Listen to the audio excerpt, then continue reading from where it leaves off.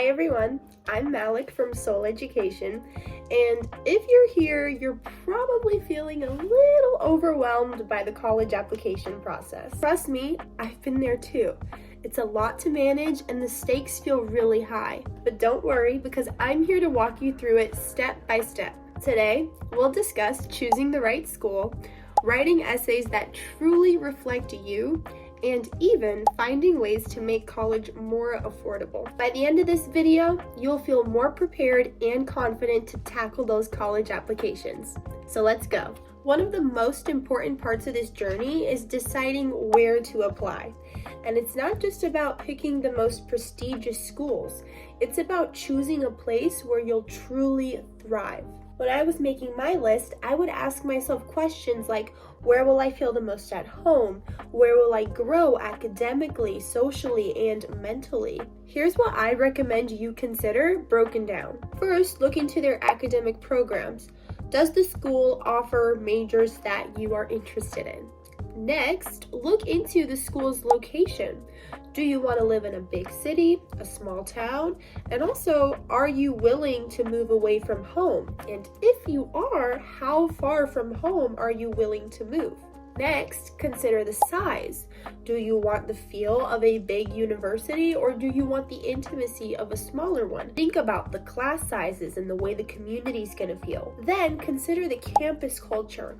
This is where, if you can, take a tour of the school. See what it feels like to be there. What is the environment like overall? Are there any clubs, activities, or anything extra that you would like to join at the school? Think about costs and financial aid. How much is the tuition? Can you reasonably afford to go to this school without being in massive debt? Finally, think about postgraduate outcomes. So what is the job placement rate or the grad school acceptance rate? I know that keeping track of all these factors can be tricky, so I've made a free downloadable spreadsheet to help you keep track of all this. I hope for this spreadsheet to help you compare schools side by side, weigh the pros and cons, and make informed decisions. And you'll find the link to this spreadsheet in the description of this video. Deadlines. These can make or break your college application process. I can't stress this enough. Get organized early.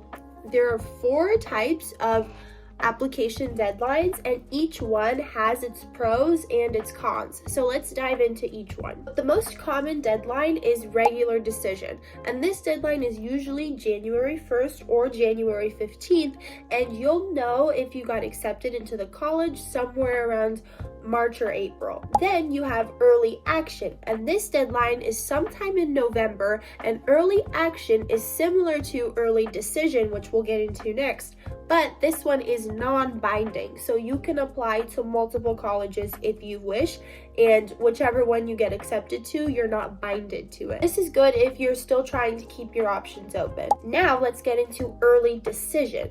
Now this deadline is also usually in November, but it's binding. So if you're accepted, then you're committing to that school 100%. So if you have your eyes dead set on one school, you're like, this is the one for me, then apply for that early decision. And if you're accepted, you are binded to that school. Finally, you have rolling admission. This one has no deadline, but basically you can keep applying until all the spots are filled. So with this one, the earlier you apply, the better. So as you can see, these are a lot of types of deadlines. So to keep everything organized, write it down on your calendar, do your research on the schools you're interested in, make sure you know all those deadlines and write them down because they're gonna sneak up on you before you can even say deadline. Okay, so be proactive, write everything down, and just know what's coming so you can get started and you can get prepared early. Now let's briefly touch on writing an essay. This is where you get to communicate with the admissions officers directly beyond your grades or your extracurriculars or whatever your resume says. So be really authentic here. Write in your voice, not what you think they want to hear, okay? Be true to yourself. Tell a story also. Admissions officers are going to remember a story more than just a generic statement.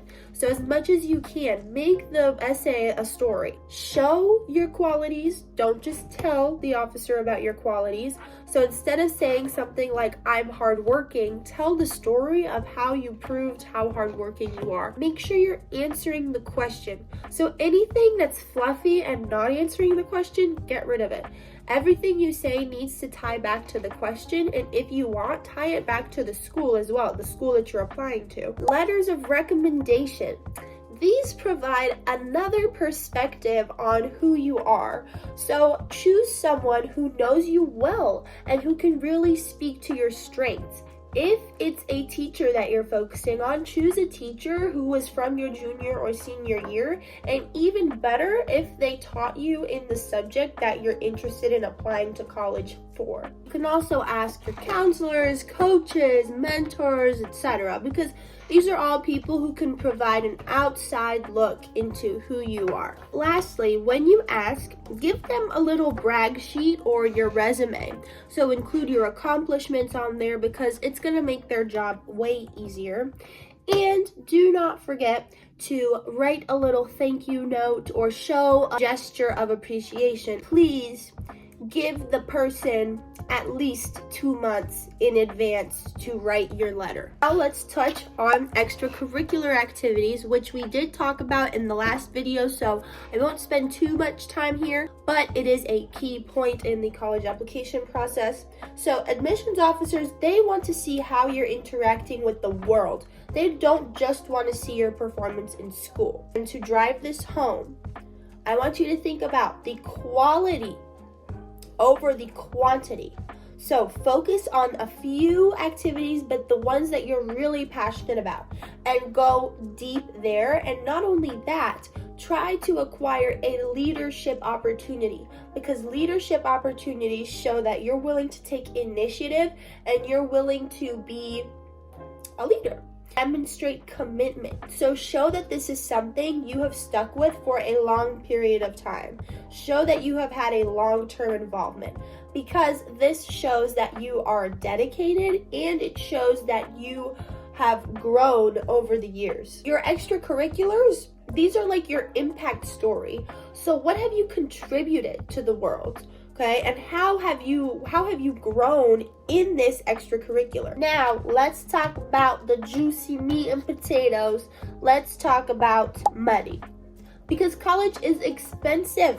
Okay, so we're going to talk about some ways to make it a little cheaper, and these are some ways that maybe you haven't heard of before. So we have grants, are usually from private institutions. Then you have scholarships. Scholarships are merit-based or need-based. So you want to check the different requirements. And a lot of times scholarships can only be applied to school. Next, you have loans, which you can take out from the federal government, but of course, these loans have to be paid back, and usually with interest. And lastly, we have work-study jobs, and these are jobs you can take on campus, but they contribute to paying off your tuition, which is a great option. I'll give you a tip. Apply for scholarships, but not the national scholarships. Apply for those too, but also spend an equal amount of time, maybe more time, applying to local scholarships. Look for local scholarships in your area because the application pool is smaller, which means you have a greater chance of winning. Also, really look into grants. There are a ton of resources out there, but you're going to have to put in effort to find where to apply. And of course, you have FAFSA, and that opens on October 1st. And then many other schools will have their own requirements for the different types of financial aid you can apply for. The schools that you apply to will have their own scholarships as well. Applied to UNLV, I got the valedictorian scholarship, the Las Vegas Excellence Scholarship, and the Las Vegas Fulton Scholarship. And then University of Arizona gave me a distinction scholarship, and University of Reno gave me a scholars scholarship. So every school will have their own scholarship based on your academic performance. So of course, this all ties back to if you want to save money in college, perform well in high school, and you will likely be awarded for that. Some general tips: start early, be organized, okay? Proofread everything. Give yourself time to proofread and edit. Don't be afraid to reach out for support, whether that be from a parent, a teacher, a friend, or even me. My messages are also open. Whether it's essay feedback, interview prep, or help finding the right scholarships, SOL.EDU has got your back. On that note, thank you for watching. Hit that like button if you enjoyed this video. Do not forget to also click the bell icon so you never miss a video, and drop a comment below letting me know what other types of videos you would like to see on my channel, and I will see you on the next one.